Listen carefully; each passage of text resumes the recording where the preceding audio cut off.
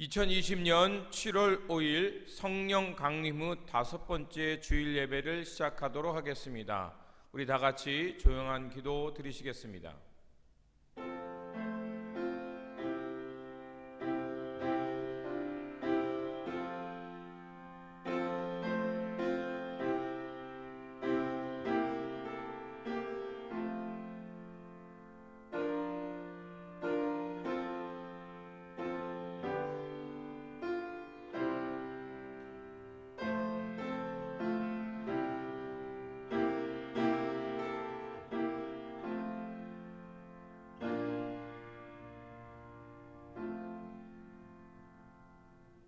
백성들아, 상한 자를 고치시며 상처를 싸매주시며 겸손한 자를 붙드시고 능력과 지혜가 무궁하신 하나님께 나오라. 그가 너를 붙들리라. 전능하신 하나님, 주님의 생명과 구원의 빛으로 우리의 마음에 비추어 주옵소서. 그래서 우리 안에 있는 어두움은 사라지게 하시고 우리들의 입술은 하나님을 찬양하며 우리의 예배는 주님께 영광 돌리며 우리의 생활은 하나님의 영광을 드러내게 하옵소서. 우리 구주 예수 그리스도의 이름으로 기원하옵나이다. 아멘. 찬송가 40장입니다.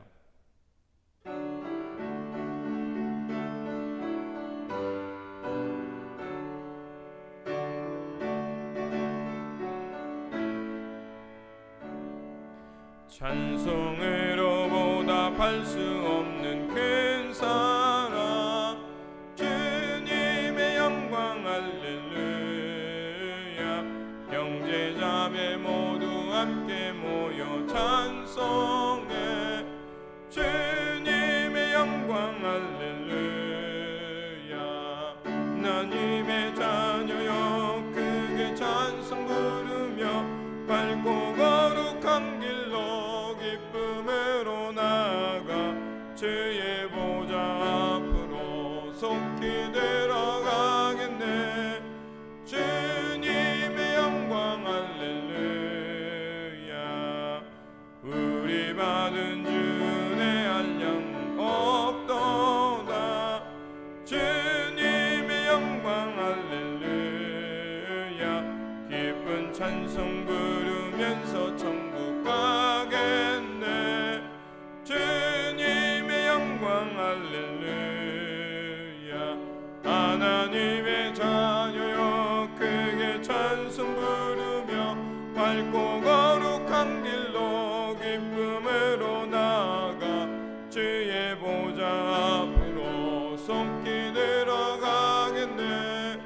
주님의 영광 할렐루야.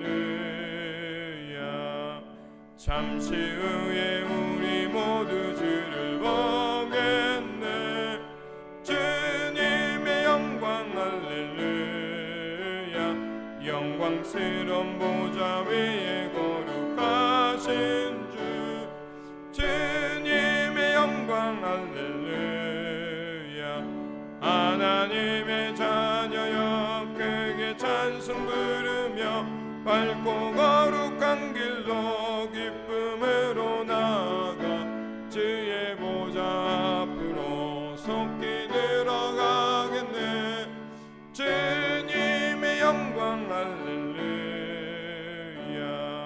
만국 백성 천국에서 소리 높여서 주님께 영광 할렐루야.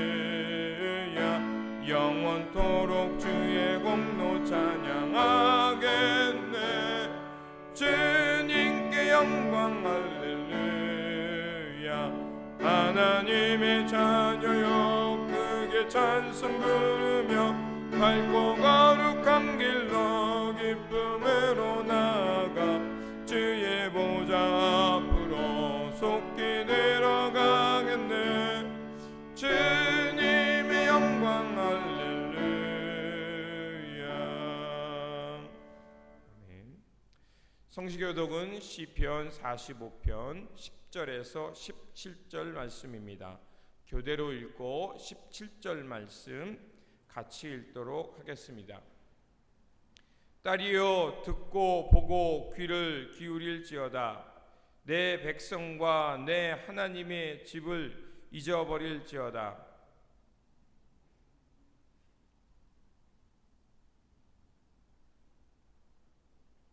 두로에 따른 예물을 드리고 백성 중 부한 자도 내 얼굴 보기를 원하리로다.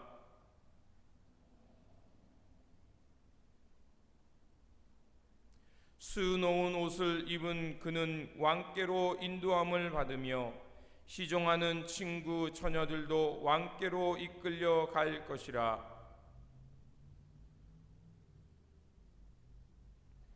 왕의 아들들은 왕의 조상들을 계승할 것이라. 왕이 그들로 온 세계의 군왕을 삼으리로다. 내가 왕의 이름을 만세에 기억하게 하리니 그러므로 만민이 왕을 영원히 찬송하리로다. 아멘. 우리 다 같이 사도신경으로 우리의 신앙을 고백하도록 하겠습니다. 나는 전능하신 아버지 하나님 천지의 창조주를 믿습니다. 나는 그의 유일하신 아들 우리 주 예수 그리스도를 믿습니다. 그는 성령으로 잉태되어 동정녀 마리아에게서 나시고 본디로 빌라도에게 고난을 받아 십자가에 못 박혀 죽으시고 장사된 지 사흘 만에 죽은 자 가운데서 다시 살아나셨으며 하늘에 오르시어 전능하신 아버지 하나님 우편에 앉아 계시다가 거기로부터 살아있는 자와 죽은 자를 심판하러 오십니다. 나는 성령을 믿으며 거룩한 공교회와 성도의 교제와 죄를 용서받는 것과 몸의 부활과 영생을 믿습니다. 아멘. 공동 기도문으로 함께 기도하도록 하겠습니다. 자비하신 하나님, 우리의 목자가 되시는 주님의 이름을 찬양합니다. 주님, 지난 반년도 우리를 이끌어 주시고 보호해 주셔서 감사합니다.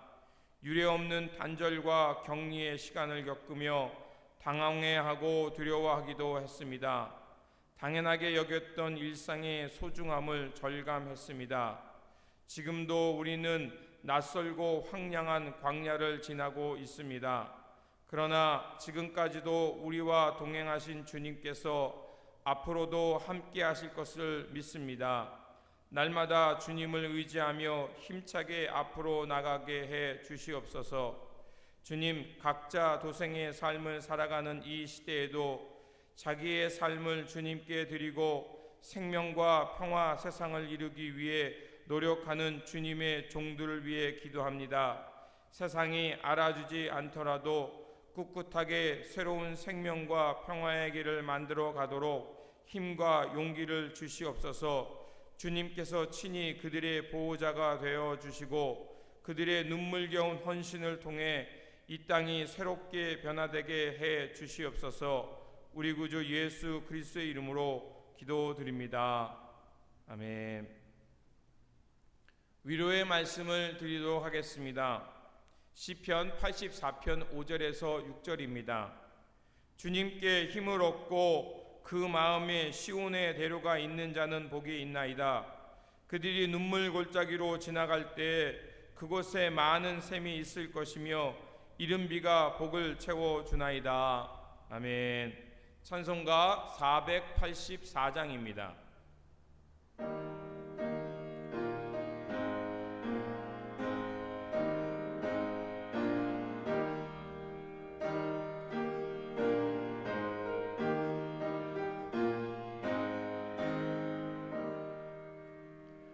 내 맘에 주여 소망되소서.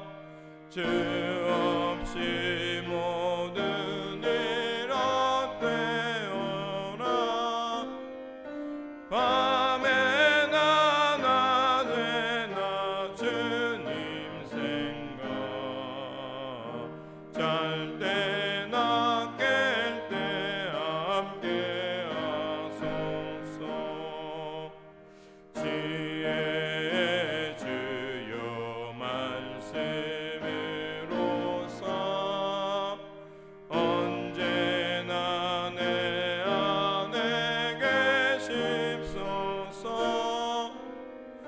주는 내 아버지 나는 아들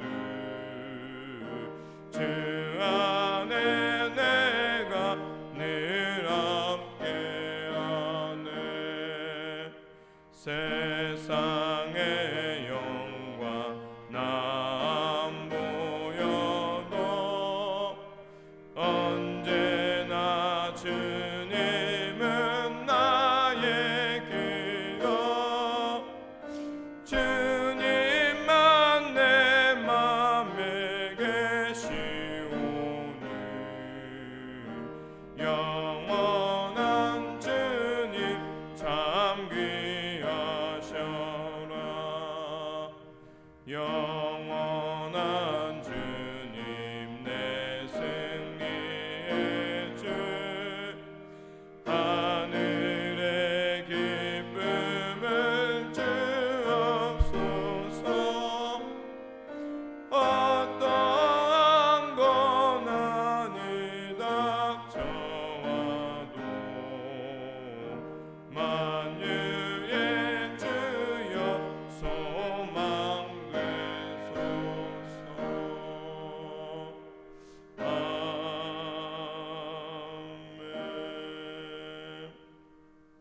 드리신 예물을 위해 기도하겠습니다.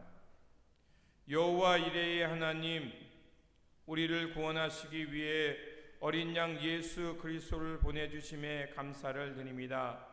주님의 십자가 사랑을 통해 생명 얻었사오니 언제 어디서나 주님의 인도하심 속에서 진리의 길을 걷게 하여 주시옵소서.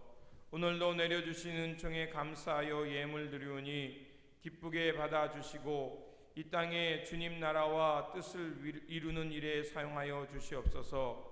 섬김의 삶을 살아가는 베델의 공동체를 기억하여 주시고 하늘의 문을 여시사 일마다 때마다 형통의 복으로 함께하여 주시고 이 공동체가 주님께 바르게 순종함으로 하늘의 길 생명의 길을 걷는 공동체 되게 하여 주시옵소서. 우리 구주 예수 그리스도 이름으로 기도드립니다. 아멘. 성경 말씀을 봉독하도록 하겠습니다. 마태복음 11장 25절에서 30절입니다. 제가 봉독해 올리도록 하겠습니다. 그때 예수께서 대답하여 이르시되 천지의 주제이신 아버지여 이것을 지혜롭고 슬기 있는 자들에게는 숨기시고 어린아이들에게는 나타내심을 감사하나이다. 옳소이다. 이렇게 된 것이 아버지의 뜻이니이다. 내 아버지께서 모든 것을 내게 주셨으니 아버지 외에는 아들을 아는 자가 없고 아들과 또 아들의 소원대로 계시를 받은 자 외에는 아버지를 아는 자가 없느니라. 수고하고 무거운 짐진 자들아 다 내게로 오라. 내가 너희를 쉬게 하리라. 나는 마음이 온유하고 겸손하니 나의 멍에를 메고 내게 배우라. 그리하면 너희 마음이 쉼을 얻으리니 이는 내 멍에는 쉽고 내 짐은 가벼우니라 하시니라. 아멘. 교회의 소식을 전하도록 하겠습니다. 참 마음과 진리로 예배드리는 성도님께 주님의 평안이 늘 함께 하시기를 바랍니다. 생활 방역으로 안전하고 건강한 일상생활을 살아가시기를 부탁드립니다. 다시 한번 이 코로나 바이러스가 참 위험합니다. 그러니까 철저한 생활 방역으로 건강한 일상생활을 살아가시기를 부탁드립니다. 그리고 이번 달 생일 맞으신 분들이 계십니다. 홍명환 권사님 7월 12일, 신기섭 지사님 7월 14일, 주옥자 권사님 7월 15일, 홍민희 권사님 7월 17일, 패트릭 김 집사님 7월 20, 신성은 집사님 7월 22일, 영로 권사님 7월 30일입니다. 다시 한번 생일 맞으신 것을 축하드립니다. 기도하겠습니다. 참된 평안을 주시는 하나님, 성령을 통하여 우리의 발걸음을 생명의 길로 인도하여 주심에 감사를 드립니다. 이 시간 주님의 말씀으로 나가오니 말씀이 살아서 우리 가운데 역사하심으로 힘과 능력을 받게 하시고 우리의 걸음이 하늘의 길 생명의 길로 이끌림 받게 하여 주시옵소서. 우리의 길과 진리가 되시는 우리 구주 예수 그리스도의 이름으로 기도드립니다. 아멘. 오늘 본문 말씀은 예수님 당시의 세태를 묘사하고 있습니다. 좀처럼 변화될 줄 모르던 그 시대를 바라보던 예수님의 안타까워하는 마음이 담겨져 있습니다. 좌절과 안타까움 속에서도 주님께서는 하나님께 감사하시면서 우리에게 쉼을 주시겠다고 주님께서 우리를 초대하는 말씀입니다. 본문은 먼저 예수님을 통해서 드러나는 사건을 말하고 있습니다. 5절에서 6절에 보면 소경이 보고 절름발이가 제대로 걸으며 나병 환자가 깨끗해지고 귀머거리가 들으며 죽은 사람이 살아나고 가난한 사람들에게 복음이 전하여졌다라고 합니다. 이것은 바로 예수님을 통해 드러난 하나님 나라의 일을 나타내는 사건들입니다. 그들의 삶을 억누르고 있던 질병, 짐의 문제가 해결되었다는 것입니다. 이러한 사건이 일어난 것은 바로 하나님 나라 또 하나님의 구원의 사건이 우리 가운데 일어났음을 전해주고 있는 겁니다. 그런데 하나님의 구원의 사건을 보고도 믿지 않는 사람들이 있기에 주님은 비유를 통해 말씀하십니다. 그것이 16절과 17절에 나옵니다. 이 세대를 무엇에 비유할 수 있으랴?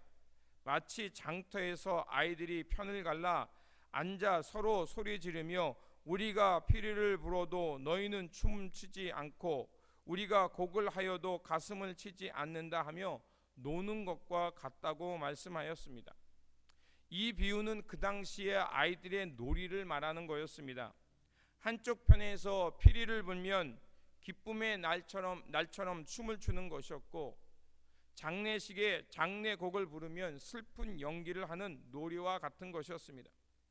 놀이라는 것은 삶의 현실을 바탕을 두고 한 게임입니다. 예수님의 사역은 하나님 나라의 결혼 잔치를 의미합니다. 병든 자가 치유받고 정죄받은 이들이 죄사함 받아서 하나님의 백성이 되고, 그래서 주님은 그들을 하나님의 천국 잔치에 초대하셨습니다. 오병이의 사건도 그렇습니다. 바로 하나님 나라의 회복을 의미하는 것입니다. 또한 아이들의 놀이 가운데 나왔던 장례식에서 장례곡을 부르는 것은 하나님의 심판을 의미하는 겁니다. 하나님의 잔치에 참여한 사람, 그들은 기뻐하고 또 이 세상의 어둠에 대해서 장례한다는 것은 하나님의 심판 가운데 그 죄가 물러났다, 죄가 파괴되었다는 것을 의미합니다. 예수님은 아이들의 놀이를 보면서 당시 종교 지도자들의 모습을 비유로 말한 것입니다. 세례자 요한이 광야에서 외치며 회개하라 하나님 나라가 가까웠다고 외치자 종교 지도자들은 그가 미치광이고 귀신 들렸다 하면서 따르지 않았고, 예수님은 모든 성읍을 다니시면서 천국 복음을 전하시면서 병든 사람, 귀신 들린 사람을 고치면서 하나님 나라의 기쁨을 회복하자 예수님을 향해서는 먹기를 탐하는 사람, 세리와 창기의 친구라고 예수님을 배척한 것입니다.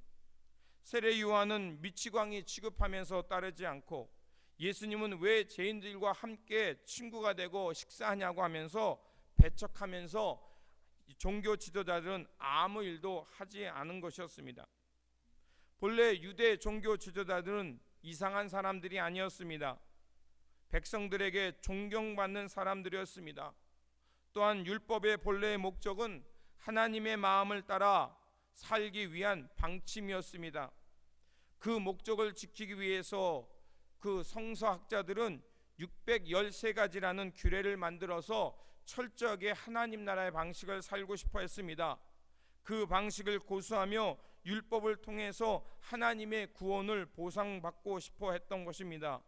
그런데 율법을 철저하게 지키면 지킬수록 오히려 그것이 사람들을 옥죄고 억누르고 꼼짝달싹 할 수 없는 멍에가 짐이 되었던 것입니다. 자기들만 그렇게 된 것이 아니라 그 짐을 다른 사람에게 지우려고 하면서 그들 다른 사람도 옴짝달싹 못하게 한데 문제가 있는 것입니다. 그렇게 억눌려 사는 것이 하나님의 뜻이고 그것이 지혜롭고 슬기로운 삶이라고 여겼던 것입니다. 그렇기 때문에 사람들의 인생은 점점 무거워지고 하나님의 말씀 율법을 지키는 것이 기쁨이 아니라 억지가 되었던 것입니다. 오늘날의 삶도 비슷합니다. 이런저런 것이 나에게 안전을 하고 행복을 준다고 생각하는 것들이 있습니다. 그래서 1류, 2류, 3류, 유용하다 또 비효율적이다라는 것을 가려놓고 수많은 생존 규칙을 만들면서 쉼없이 앞을 향해 달려갑니다. 이것을 하면 더 행복해지고 이것을 가지면 더 행복하다고 말을 하는데, 우리가 그렇게 앞으로 달려가면 달려갈수록 삶은 점점 쉼없게 하고 우리의 인생은 점점 무거운 짐이 됩니다. 그래서 삶은 기쁨이 아니라 축제가 아니라 짐이 되고 마는 것입니다. 율법과 성경 체계를 지키려고 했는데 오히려 그것이 종교적 짐이 되고 굴레가 된 것과 비슷한 것입니다. 이에 반해 예수님은 그것을 거부하면서, 그런 성전 체계와 종교적 체제를 거부하시면서 안식일은 사람을 위해 있는 것이다, 사람이 안식을 위해 있는 것이 아니라 안식이 사람을 위해 있음을 말씀하셨습니다. 그러면서 예수님은 어떻습니까? 그 안식일에 병 걸린 사람, 장애인, 그들을 고쳐주셨습니다. 안식일의 참된 목적은 창세기와 출애굽기를 통해서 이해할 수 있습니다. 예전에도 말씀드린 것처럼 안식이라는 것은 그 창세기를 통해서 보면 바로 하나님의 생명을 얻는 것입니다. 죽음의 세상에서 떠나 하나님의 창조의 섭리 가운데 들어와서 하나님의 호흡, 하나님의 생명을 얻는 것이 안식의 목적입니다. 그리고 출애굽기를 통해서 안식의 목적은 그 노예의 삶, 세상 억압과 죽음의 질서에서 놓여서 하나님 나라의 자유함, 하나님 나라의 해방을 경험하는 것입니다.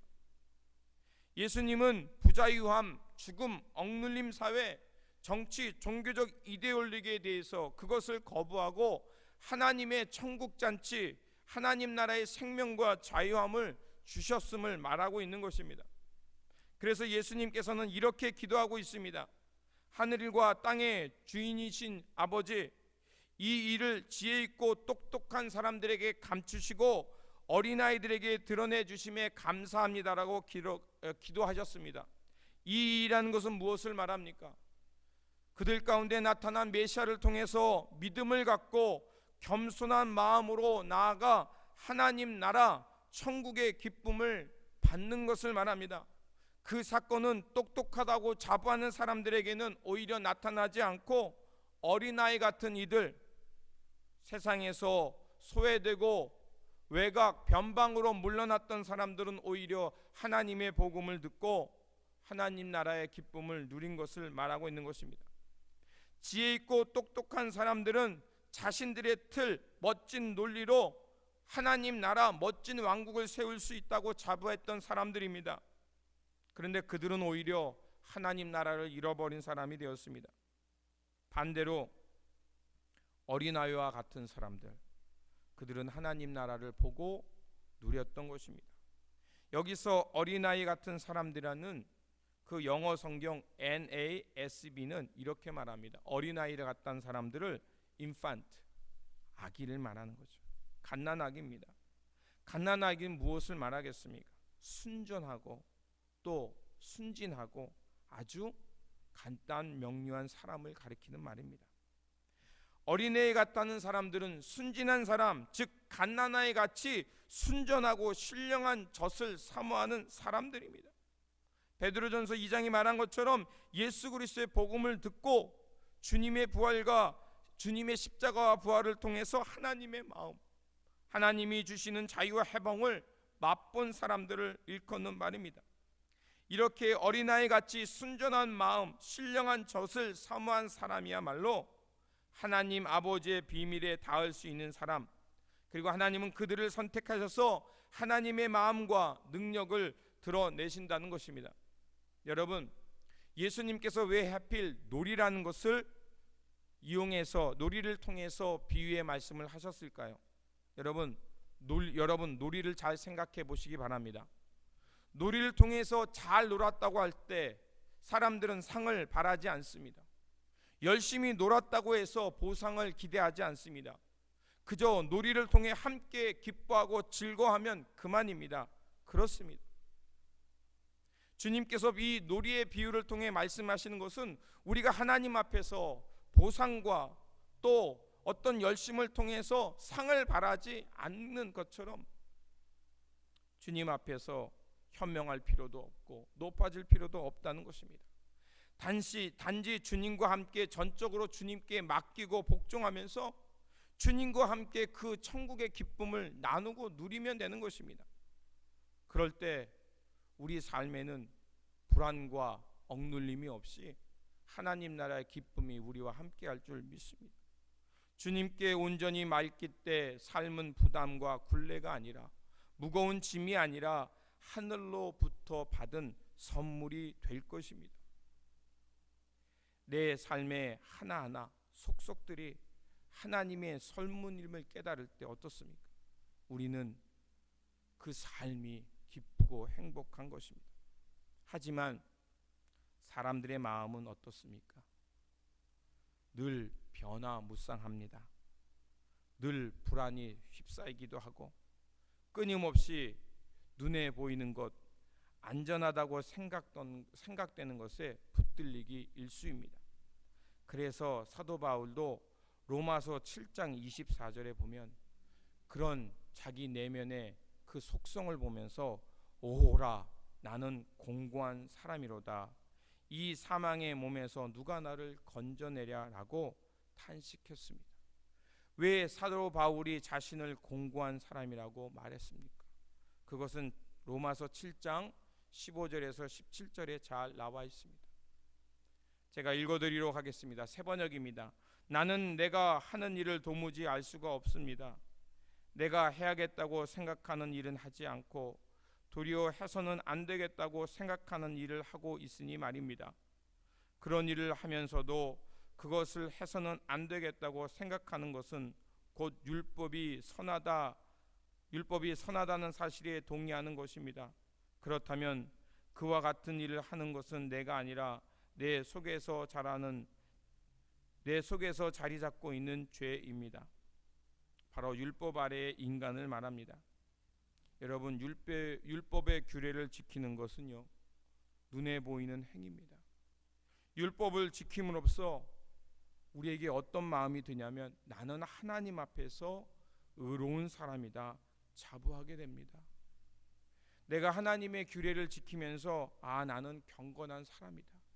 내가 의도하지 않지만 내 마음속에 그런 경건한 사람이라는 것을 드러내고 싶어하고 남들이 그런 경건함을 인정해 주기를 바라는 마음이 내 안에 나타납니다. 자꾸 그런 자기의에 사로잡힙니다. 그렇게 사로잡히는 자신을 인식하지 못하는 것이 바로 우리가 어쩔 수 없는 인간의 모습입니다. 만약 그 사실을 잘 안다면 우리는 끊임없이 겸손을 추구할 것입니다.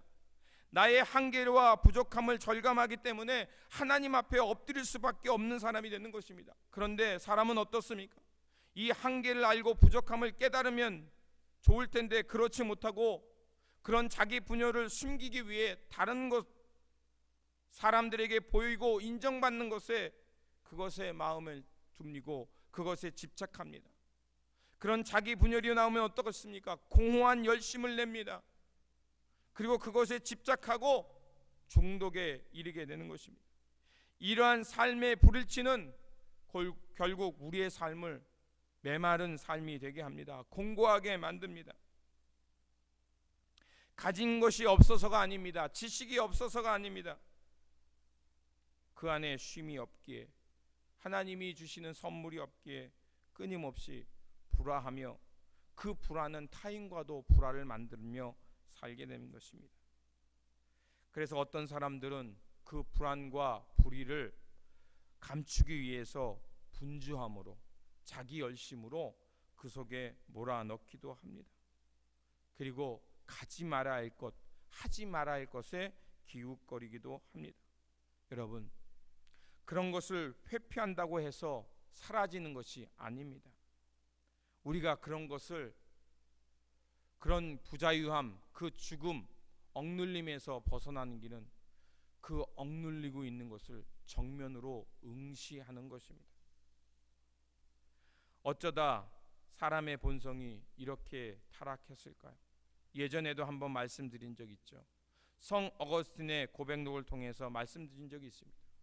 그것을 요약한다면 그 이유, 사람이 이렇게 분열하게 된 것은 우리의 의지가 왜곡되었고, 그 왜곡된 것은 우리의 육신의 욕망에 치닫게 됐고, 그것이 계속해서 남아 있으므로 버릇이 되었고 필연이 되어서 결국 그것에 내 의지와 상관없이 끌려가는 노예의 상태가 되었다는 것입니다.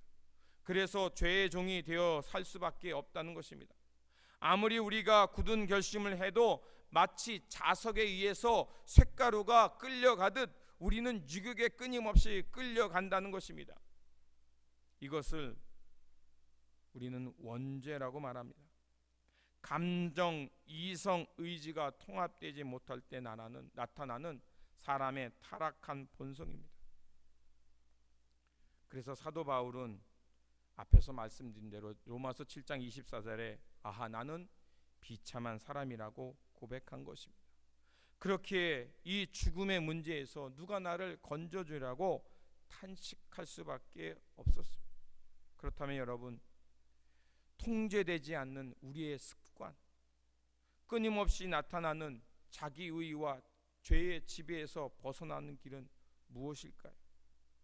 오늘 본문 마태복음 11장 28절에서 30절에 주님께서 그 길을 가르쳐주고 있습니다.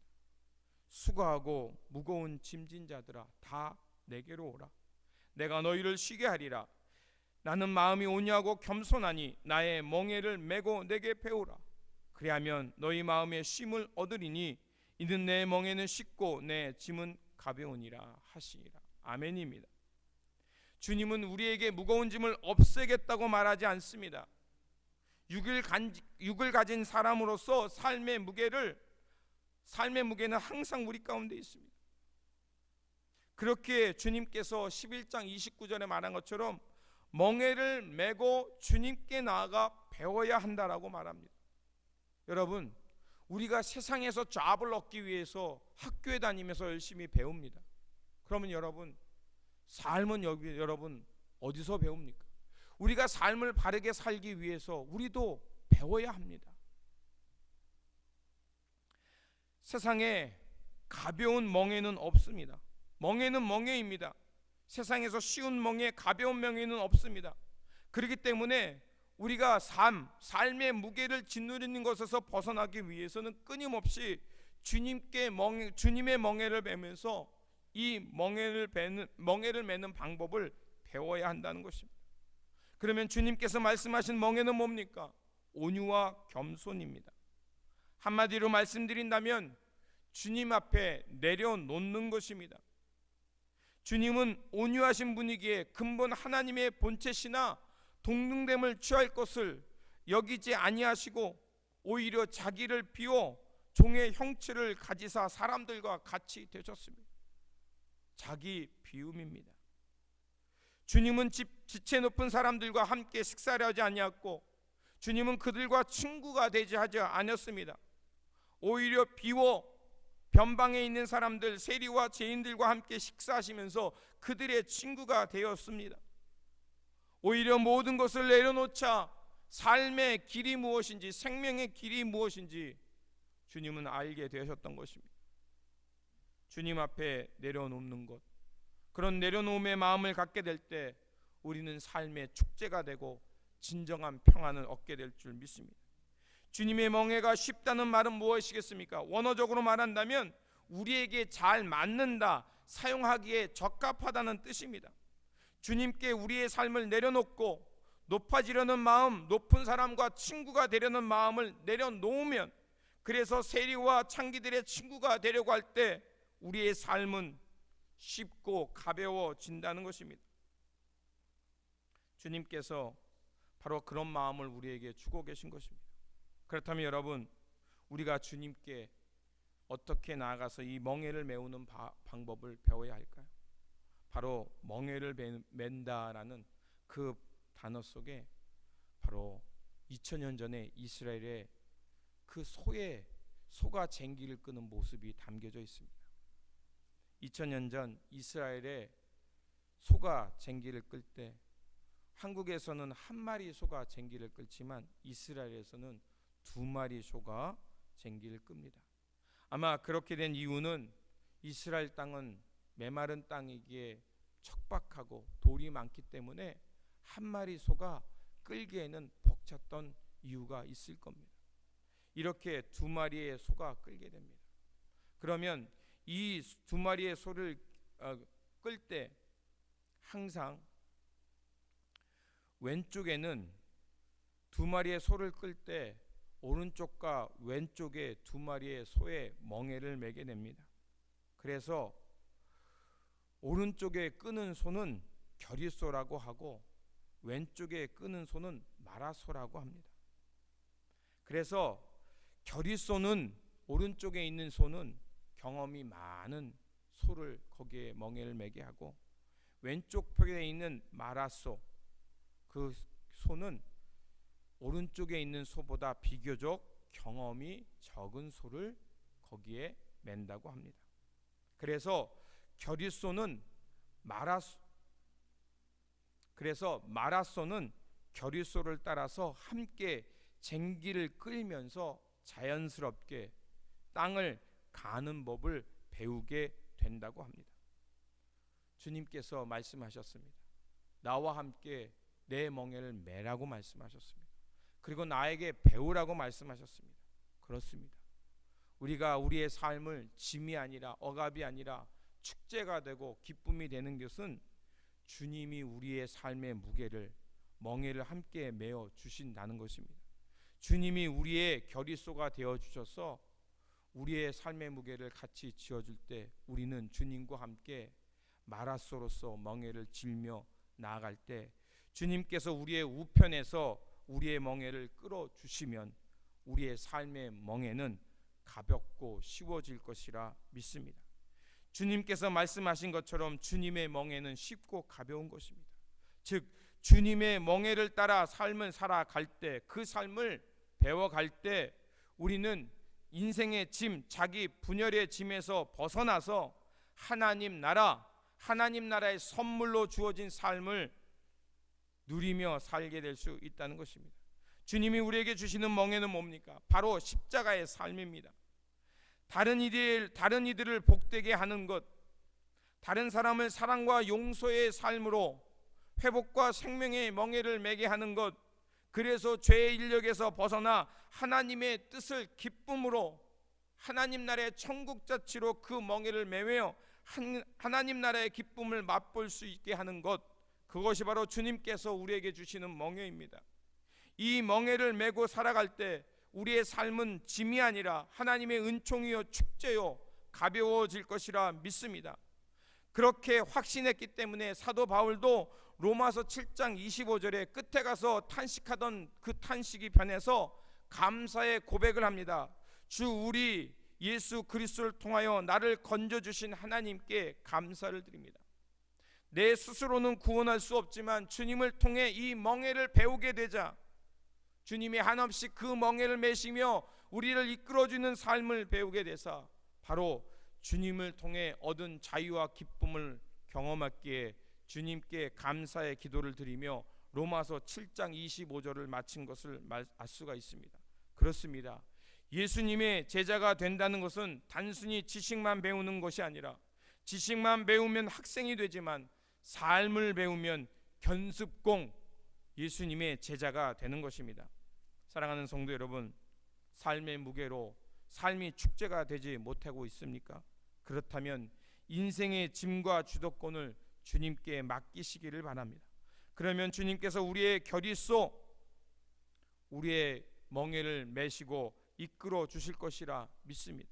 그러면 그분을 통해 쉼과 지혜를 배워서 새로운 삶의 차원, 죄의 지배에서 벗어나 자기 분열에서 벗어나 사랑의 멍에, 용서의 멍에, 회복의 멍에를 메고 우리의 삶은 하나님 나라의 기쁨, 천국 잔치의 기쁨을 맛보며 살게 될 것입니다. 그러므로 주님께 사로잡혀서 자기 분열과 자기 중심의 죄의 인력에서 벗어나 그리스도와 함께 사랑과 용서, 생명의 멍에를 메므로 하나님의 은총 속에서 우리의 삶을 천국 잔치의 기쁨으로 경축하며 살아가는 자유와 그런 일치의 삶을 살아가시는 저와 여러분들이 되시기를 다시 한번 주님의 이름으로 축원드립니다.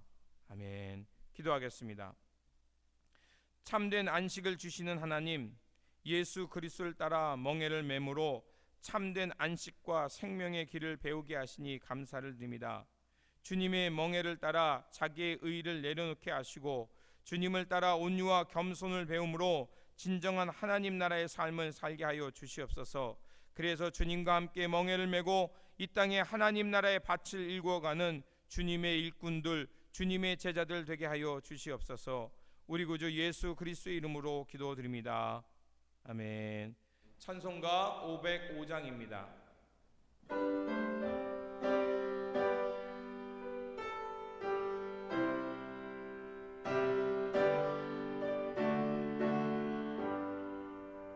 온 세상 위하여 나 복음 전하리 만 백성 모두 나와서 주 말씀 들어라. 죄 중에 빠져서 헤매는 자들아 주님의 음성 곧 듣고 너 구원받아라. 전하고 기도해 매일 증인 되리라. 세상 모든 사람 다 듣고 그 사랑 알도록 온 세상 위하여 이 복음 전하리.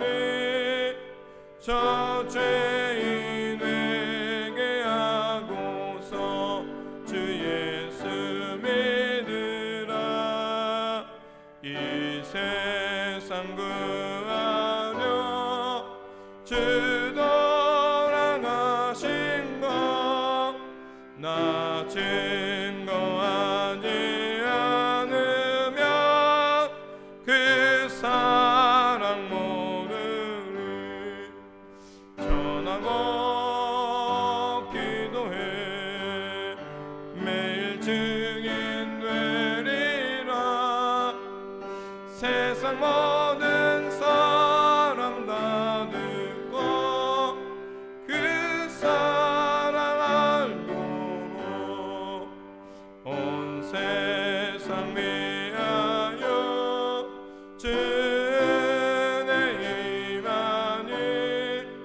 주 예수 이름 힘입어 이 복음 전하자. 먼 곳에 나가서 전하지 못해도 나 어느 곳에 있든지 늘 기도 힘쓰리. 전하고 기도해 매일 증인 되리라. 세상 모든 사람 다 듣고 그 사랑 알도록. 이제는 우리 구주 예수 그리스도의 은혜와 하나님 아버지의 한량없는 사랑하심과 오늘도 살아 역사하시는 성령님의 교통 감화하심이 오늘 주의 말씀을 듣고 예수 그리스도와 함께 멍에를 메고 온유와 겸손을 배워 진정한 하나님 나라의 삶을 따라 살기를 결단하는 모든 성도님과 교회와 우리 삶 속에 지금부터 영원토록 함께 하시길 간절히 축원하옵나이다. 아멘.